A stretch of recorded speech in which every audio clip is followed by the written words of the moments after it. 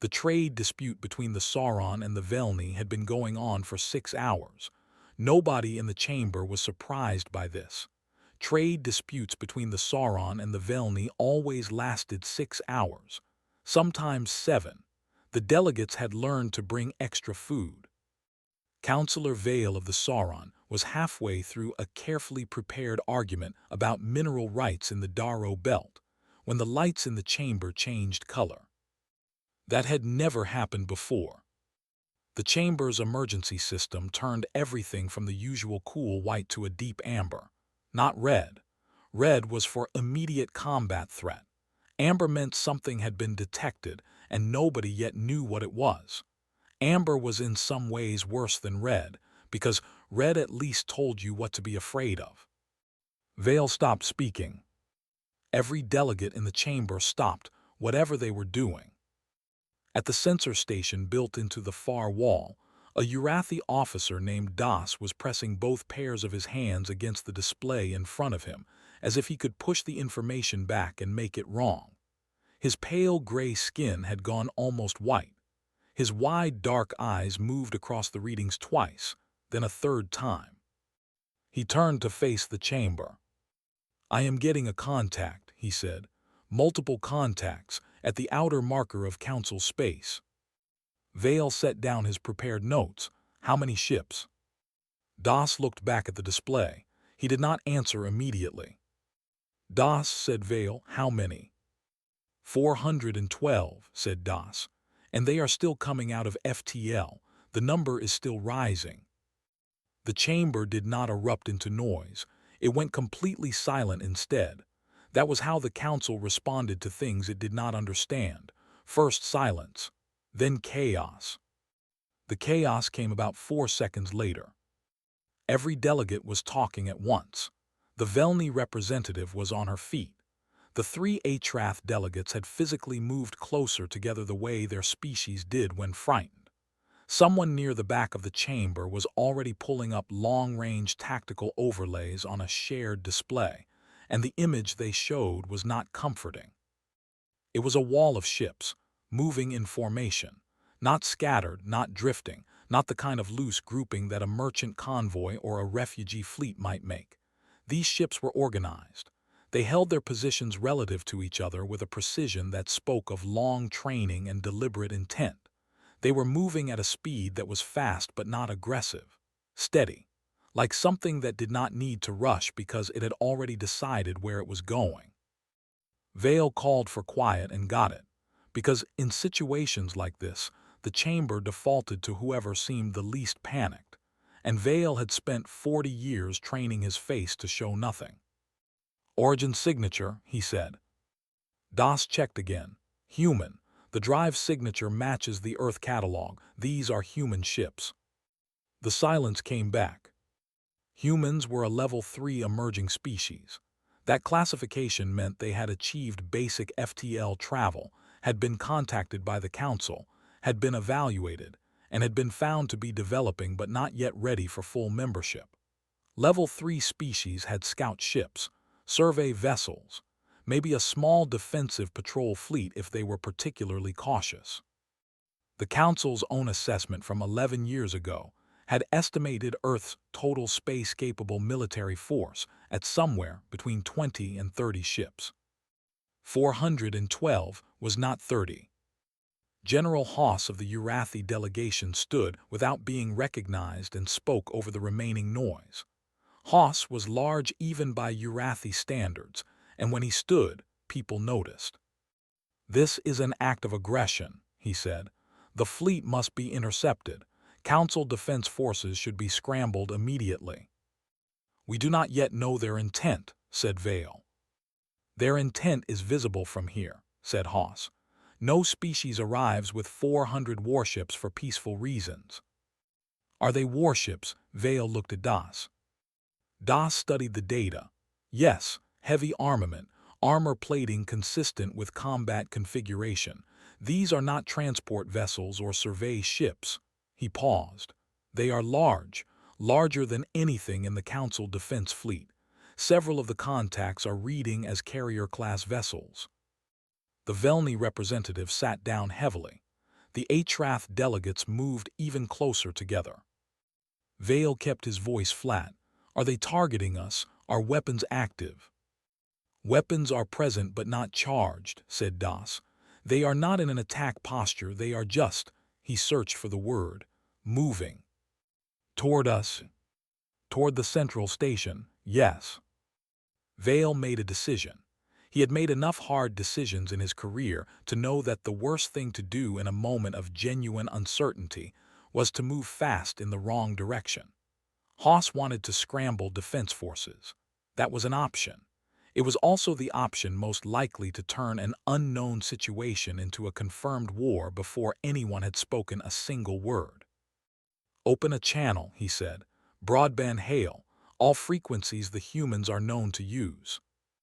The communications officer sent the hail. They waited. For 3 minutes, the chamber watched the fleet continue its slow and steady approach. Nobody spoke.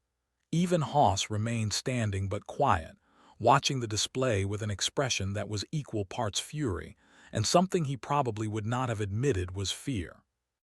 Then the channel opened. The voice that came through was human, female, calm in the way that very practiced people are calm, not the absence of awareness but the presence of control. Galactic Council Station, this is Admiral Rhea of the Earth Unified Defense Force. We are transmitting full identification and intent documentation on all standard Council frequencies. We have come to request a formal seat at the Council table.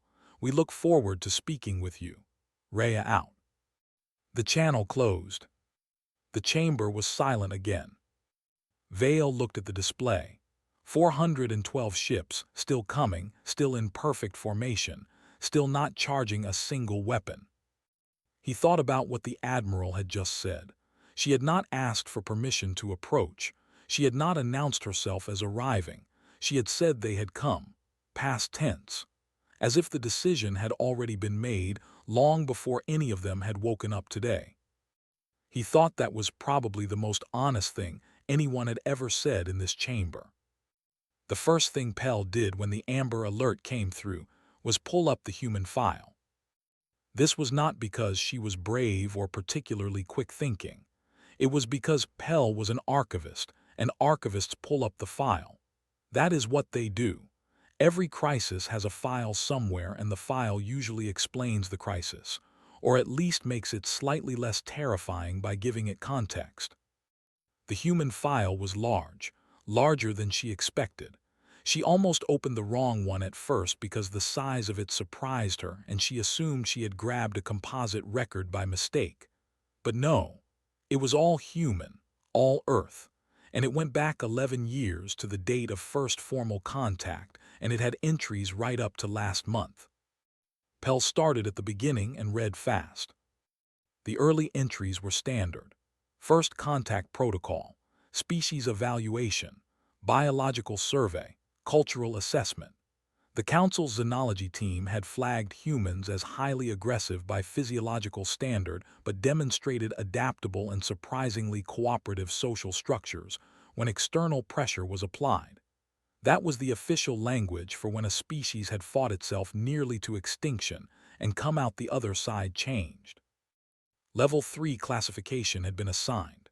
Standard monitoring protocol initiated. A council liaison had been dispatched, stayed for 2 years, filed regular reports and then rotated out. Another had come. Then another. The human file had been touched by 6 different liaisons over 11 years, and each one had filed reports, and each report had been logged and processed and then, as far as Pell could tell, never read by anyone who mattered. She kept going.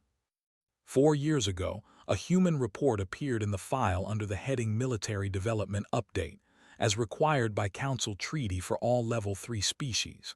It listed the construction of 32 new vessels at 3 separate orbital shipyards. The vessels were described in technical detail: armor class, drive type, weapons loadout, all of it plainly stated in clear language with attached schematics. Pell stared at the schematics for a long moment. Even she, who was not a military analyst, could see that these were not patrol ships. She kept reading. More reports, more ships. Year after year, quiet and regular and completely ignored, humans had been filing exactly what they were building. A year after the 32 ships came a report about 61 more. Then another report about a fleet exercise involving over 100 vessels in the outer system. Then a report about something called the Consolidated Earth Defense Doctrine, which Pell read in summary, and which described, in polite bureaucratic language, a strategy for projecting military force across interstellar distances to protect human interests and allied parties. Allied parties. The humans had been planning for allied parties years before anyone had offered them an alliance. Pell felt cold. She cross-checked the submission dates against the Council's internal processing records. Every single report had been received, logged, assigned a processing priority of low because humans were level 3 and level 3 species were low priority. And then they had sat in the queue. Some had been auto-archived after 18 months without review. None of the military development reports had ever been escalated to the Defense Committee. She pulled up the form for escalating a file to active review, and then stopped with her hand over the control, because she did not know exactly what to do with the feeling that had settled in her chest. The humans had not hidden anything. The Council had the records. The Council had received every report. The humans had followed every protocol exactly as required, and had essentially handed over a detailed account of building one of the largest war fleets in the known galaxy, item by item, year by year, and the Council had simply not read it. She thought about Counselor Vale and whether she should go to him directly or send the file through proper channels. Proper channels would take time. She looked at the amber alert still pulsing in the corner of her screen. She picked up the file and walked. Vale was in the side room off the main chamber, standing with 3 other senior delegates and a defense analyst who was explaining something about intercept vectors. He looked up when Pell came in, and his expression shifted slightly at the look on her face. "The human file," she said, and held the data unit out to him. He took it. He read for about 90 seconds, which was faster than most people could process what was on those pages, but Vale had not held his position for 40 years by reading slowly. When he looked up, his expression had not changed on the surface, but something behind his eyes had. "They filed all of this," he said. "Every piece," said Pell. "Every ship, every exercise, every strategic document, all submitted on time through proper council channels, all logged as received. And none of it was flagged. Level 3 species, low priority queue." Vale set the data unit down on the table. The defense analyst had stopped talking about intercept vectors. "Admiral Rhea mentioned intent documentation," said Vale. "She said they were transmitting it on all standard frequencies." Pell had already pulled it up on her way here. "I have it." "What does it say?" Pell found the summary line and read it aloud. "Earth Unified Defense Force arrives in Council space in formal application for full membership. Fleet present as demonstration of capacity and as declaration of commitment to galactic security partnership. No hostile intent. All vessels standing by under diplomatic protocols." The room was quiet. "They built all of this," said the defense analyst slowly, "and then sent us a polite letter about it." "They sent us many polite letters," said Pell. "We just never opened them." Vale was already moving back toward the main chamber. "Get me a private channel to Admiral Rhea, not a broadcast. Direct line, head of delegation to head of delegation." He paused at the door. "And find out who was responsible for the Level 3 Q review process over the last decade. Every supervisor, every committee chair. I want names." He went back into the chamber. Pell stood in the quiet room for a moment longer, looking at the data unit on the table. 412 ships, 11 years of reports, a stack of unread letters sitting in a low-priority folder while the most prepared species anyone had ever encountered quietly finished their homework. She wondered what they had been thinking all those years. She wondered if they had ever expected anyone to read it. She suspected they had not.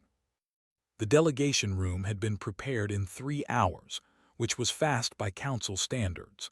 Someone had pulled the human biological requirements from the file Pell had found and made sure the atmosphere and temperature were adjusted.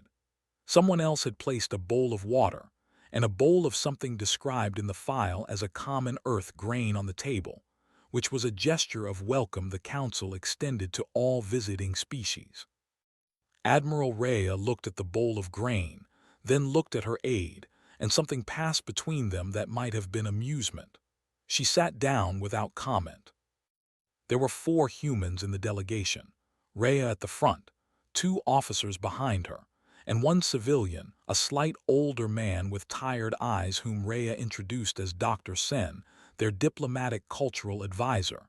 He had apparently been preparing for this meeting for years. He looked like it.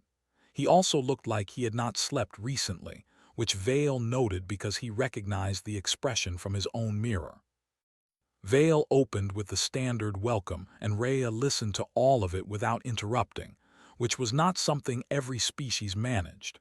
When he finished, she thanked him and then placed a data card on the table. "Full technical specifications of every vessel in the fleet," she said. "Armament, capacity, crew numbers, operational range. We want you to have complete information." Vale took the card. "You are giving us this freely. We are joining the council, not invading it. You should know exactly what you are getting." This was not how these meetings usually went. Vale decided to move past the prepared agenda. "Admiral, the Council's assessment from 11 years ago classified Earth as a developing species with limited military capacity. What we are seeing outside does not match that assessment. Would you help us understand what happened in the years between?" Rhea nodded slowly. She had clearly expected this question. She looked at Dr. Sen, who activated a small projector on the table. The first image it showed was not a ship or a weapon. It was a city.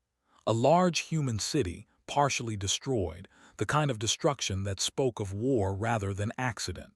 The buildings were collapsed in patterns Vale recognized as artillery damage. The streets were empty. "This is what Earth looked like at the end of our last major internal conflict," said Rhea. 32 years ago, we had been fighting ourselves on and off for most of recorded history. That particular war lasted 9 years and killed roughly 400 million people. The chamber was quiet. Even the 2 human officers behind Rhea were still. "When it ended," she continued, "the governments that remained made a decision. They decided that the reason humans kept destroying each other was that we had always treated conflict as something that happened to us rather than something we chose. So we changed what we taught. We changed what we built toward. We told our people the truth about what we were capable of, and we asked them to choose a different direction." Vale said, "And they chose." "Most of them." Rhea's expression was even. "It took about a decade for the institutions to catch up with the intent. Then first contact happened and the council told us we were not ready. That was not wrong at the time. We were not ready, so we went home and we got ready." Dr. Sen changed the image. Now it showed orbital shipyards, construction frames, the skeletal forms of large vessels taking shape. "We filed all required reports," said Rhea. "Every ship, every test, every strategic paper, as required under Council treaty terms for developing species. We filed them every quarter without fail." "We are aware," said Vale. He did not elaborate on how recently they had become aware of this. Rhea either did not notice or chose not to press it. 3 years ago, a species called the Dreth began raiding our outer colonies. She paused. "We sent distress notifications to the Council." Dr. Sen changed the image again. Now it showed a station, or what had been a station. It was floating in pieces, the debris field still spreading outward in the frozen geometry of a recent explosion. 3 more images followed it. 3 more destroyed stations. We received no response, said Rhea. Not a communication, not an acknowledgement, not a recommendation, nothing.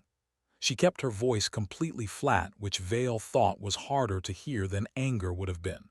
We waited 30 days for council response as required by treaty before taking independent action. On day 31, the Earth Defense Force engaged the Dreth. The war lasted 18 months, said Dr. Sen quietly. 18 months, Rhea confirmed. The Dreth no longer conduct raids, the conflict is over. We filed a full after-action report with the council. She looked directly at Vale. We assume it is in the low priority queue. Nobody at the council table said anything. One of the junior delegates, a Velni named Ori who was young and had not yet learned to hide her reactions, looked like she wanted to disappear into her chair. Vale said, "Admiral, I want to be direct with you. The Council's failure to process your filed reports and respond to your distress communications was a systemic failure. I am not going to dress that in diplomatic language." Rhea looked at him for a moment. "I appreciate that. What I want to understand," said Vale, "is why, given that history, you have come here asking for a seat rather than something else." It was a blunt question, the kind that could end negotiations. Rhea was quiet for a few seconds. Then she said, "Because we have already seen what happens when powerful groups stop talking to each other. We spent centuries proving that on our own planet." She glanced at the image of the destroyed station still hanging in the air. "The Dreth are not members of this council. They had no framework, no shared rules, no table to sit at." She looked back at Vale. "We want the table, not because we need it, because we believe it matters that it exists." Vale looked at the image of the ruined station, then at the data card sitting in front of him with the specifications of 400 warships. "We will begin formal membership proceedings tomorrow," he said. Behind Rhea, for the first time since the meeting started, Dr. Sen closed his eyes briefly in something that looked like relief. The document that changed everything was not dramatic in appearance. It was a routine administrative record, 11 pages long, filed under an internal council reference number that meant it was an interoffice communication, and therefore not subject to external disclosure. Pell found it on the third day of the membership proceedings, because she had been given clearance to review the full Dreth trade file as part of the background research for the hearing. The document was a memo. It had been written by a senior council official named Dorr, who had served as chair of the Outer Space Relations Committee 8 years ago. The memo was addressed to the committee's communications processing team. It instructed them to hold any distress transmissions from Earth colony coordinates in a pending review status rather than routing them to the active response queue. The stated reason was that the Dreth Collective was a significant trade partner for 7 council member species, and that any military response to raids on human colonies would complicate ongoing negotiations. The memo was dated 11 days before the first human colony station was destroyed. Pell read it 3 times, then she sat very still for a while, then she went to Vale. He read the memo once, that was enough. Within 2 hours, the document was in front of the full membership proceedings committee, and the proceedings had stopped being about whether humanity would join the council. They had become about something much harder. General Haas made his position clear in the first 10 minutes of the emergency session. He stood at the speaker's position and did not wait to be recognized. "This document does not change the fundamental security question," he said. His voice carried the way voices did when the speaker had spent decades making themselves heard over noise and resistance. "Whatever failures occurred in our administrative process, the fact remains that humanity has arrived at this station with a war fleet of unprecedented size for a non-member species. The membership question must be secondary to the security question." Councillor Vale said, "General, 3 human colony stations were destroyed because this council deliberately withheld its response process. And humanity responded by building 400 warships, instead of seeking diplomatic resolution through available channels. The available channels had already failed them. The available channels were not exhausted. They did not come here first. They fought a war first, and they won it, and now they are here with the winning fleet behind them. I am asking this council to consider what that pattern means for the future. It was not an unreasonable point. Vale knew it was not unreasonable. That was what made it difficult. The session was open to full delegates, and it went long. The HFY, who had been frightened from the first day, sided with Haas. So did two of the smaller manufacturing species who had trade relationships with Urathi interests. The Velni were divided. The outer ring species, the three smallest members with the least political weight, said nothing at all, which was what they usually did because nobody listened to them anyway. At the end of the first day, Admiral Rhea requested permission to address the committee directly. Haas objected. He was overruled. Vale was not sure that was wise, but he was also not sure refusing her would improve anything. She came in alone. No aide, no Dr. Sen, just Rhea in her uniform, which she had stopped decorating for these meetings, wearing only the single rank insignia she needed for identification. She sat in the chair provided and waited for the committee to settle. When they were ready, she said, "I understand the concern. I want to be clear that I understand it genuinely, not diplomatically."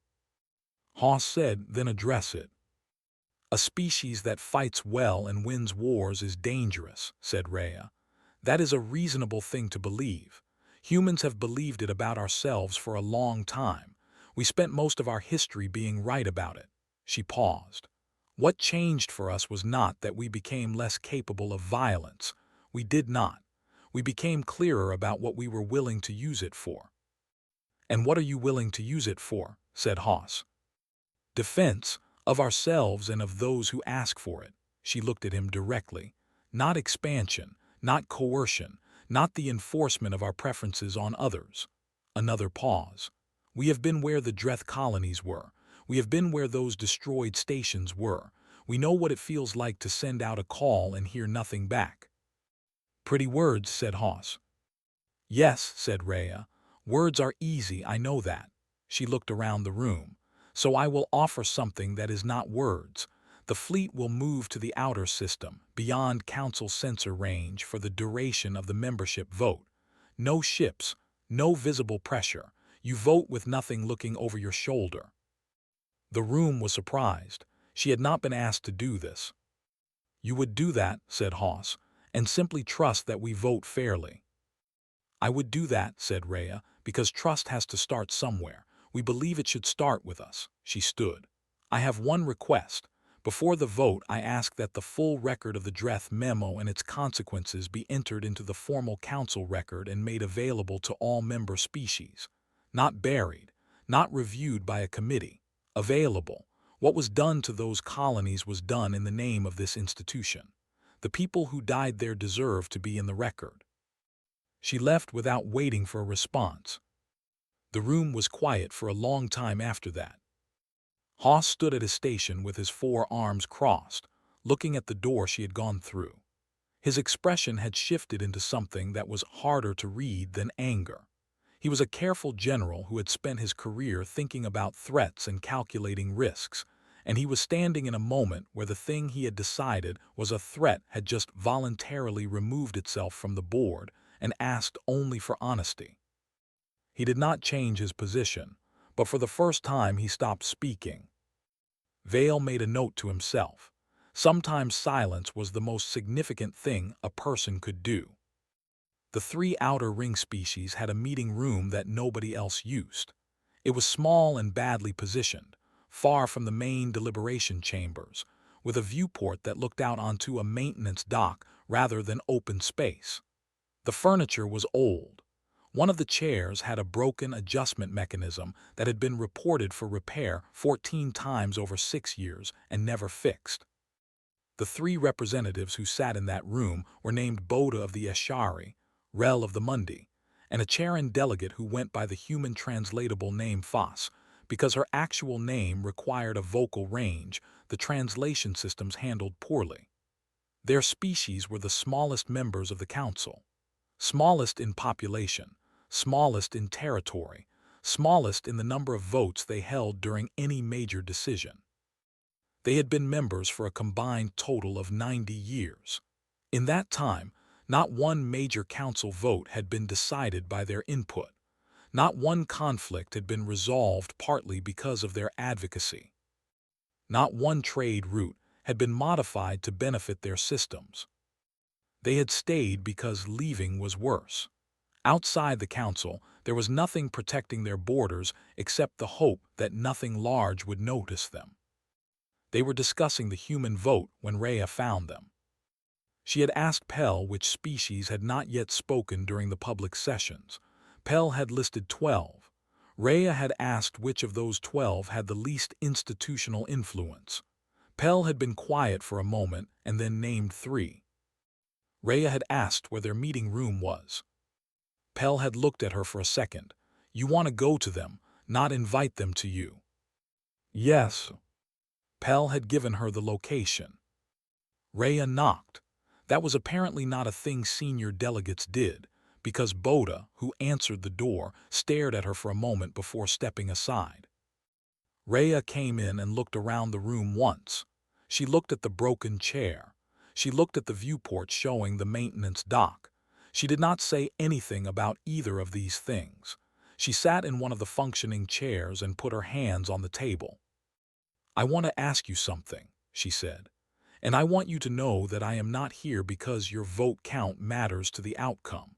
The numbers are already close enough that it probably does not. I am here because I think you have been in this institution long enough to have an honest view of it. The 3 of them looked at each other. Foss said, "What is your question? Is the council worth fixing?" The room was quiet. Boda, who was old and moved carefully and had been representing the Eshari for 22 years, said, "That is a strange question from someone who has come here asking to join." "I have come here asking to join," said Rhea, "because I believe that institutions that fail can be changed from inside more reliably than from outside. But I am asking because I want to know if the people who have been inside the longest and who have the least reason to be comfortable here still believe it is worth the effort." Rel said, "What would you do with our answer?" "If you say no, I would ask you why, and I would take that information back to Earth, and it would shape how we participate." Rhea looked at him steadily.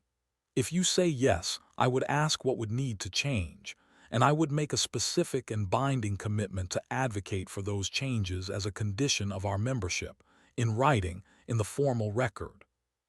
Foss said, "Binding commitments can be walked back." "They can," said Rhea. "So can treaties and alliances and every other piece of paper this council has ever produced. At some point, you have to decide whether a commitment is worth anything based on who is making it and whether their behavior matches their words." She paused. "We have been in space for 11 years as a recognized species. In that time, we filed every required report. We waited the required time before acting in our own defense. We came here through the front door and announced ourselves and handed over our complete military specifications without being asked. I am not claiming we are perfect. I am claiming we are consistent." The 3 of them were quiet for a long moment. Then Boda said, "The Eshari have a border dispute that has been in council mediation for 19 years. Our territory is small. The dispute is with a mid-tier species that has 3 times our economic output. The mediation has not moved because nobody with weight has any reason to push it." Rhea said, "Send me the file." "You have not heard the details." "I do not need to hear the details to know that a 19-year mediation that has not moved is not a mediation. It is an ignored problem with documentation." She looked at Boda. "Send me the file." Rel said, "The Mundi lost a colony ship to piracy 6 years ago. The council response team took 11 months to investigate. By the time they arrived, there was nothing left to investigate. We were told the delay was due to resource allocation." "How many people were on the ship?" 4,200. Rhea did not look away. I am sorry, genuinely. Sorry does not return 4,000 people. No, said Rhea, it does not, nothing does, but it is still true and I am not going to not say it just because it is insufficient. She took a breath. I cannot undo what the Council did or did not do 6 years ago. What I can tell you is that Earth will answer calls. That is not a slogan, that is a doctrine. We wrote it down after we sat for 30 days waiting for someone to come and no one did. Foss said quietly, and when it costs you something, when answering the call is expensive or complicated or politically inconvenient. Then it costs us something, said Rhea. We have already paid expensive. We know what it looks like. We would rather pay it than be the ones who filed it under low priority. The maintenance dock outside the viewport hummed with work. Somewhere in the body of the station, a decision was being formed by people with much more political weight and many more votes than the 3 people in this room. Boda looked at Rel looked at Foss. Foss folded her hands on the table. Send us your mutual defense proposal, she said. We will read it tonight. Rhea nodded. She stood, and at the door she turned back once. The broken chair, she said. I will have it reported again before I leave. Sometimes the 14th time is the time it works. She left. Foss looked at the broken chair. Then she looked at the other 2 and said nothing, because there was not really anything to say. Either it would be different or it would not. But for the first time in a long time, she thought there was a real chance it would be different, and that was not something she was used to thinking. The vote was 8 in favor, 4 against, and 4 abstentions. It passed, barely, by the thinnest margin the Council had seen for a membership decision in 40 years. Hoss did not speak after the count was confirmed. He gathered his materials and he left the chamber before the formal declaration was finished.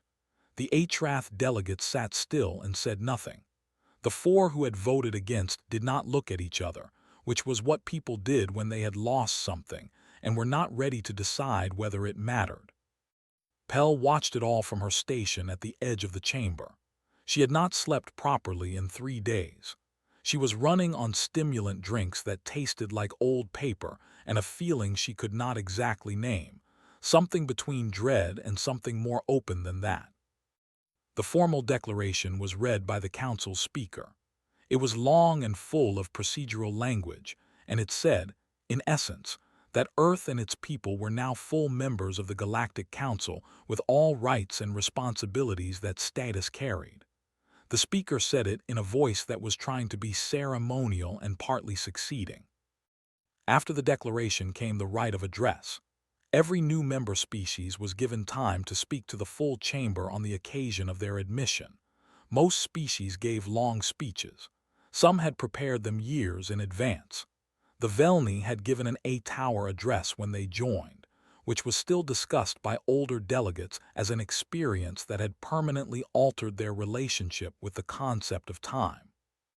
Rhea had been given 30 minutes. She used 4.